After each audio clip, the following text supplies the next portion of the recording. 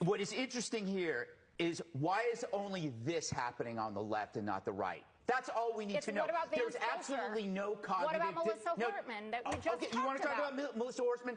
Did you know her name before it happened? None of us did. None of us were spending every single day talking about Mrs. Hortman. I never heard of her until after she died. She doesn't matter?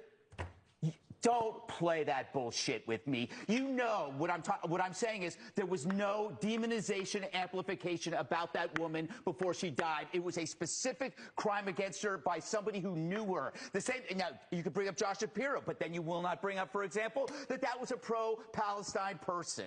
So don't use your what about this? The fact of the matter is the both sides argument not only doesn't fly, we don't care.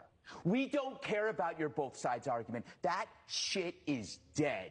For one thing, there is no cognitive dissonance on our side. On your side, your beliefs do not match reality, so you're coming up with these rationalizations like, what about this or what about that? We're not doing that because we saw it happen.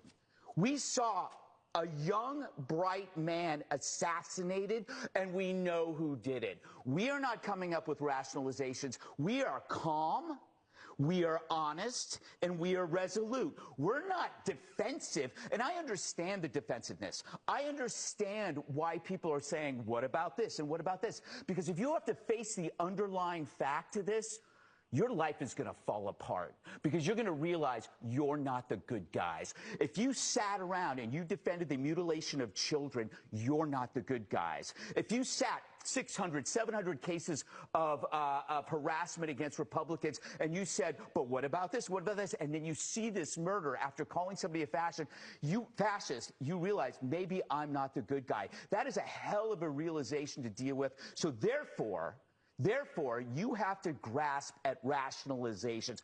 You don't have to do that, Jessica. They do. I don't believe you're part of that group, but why the hell do you have to mimic and echo that crap to us? He was a patsy.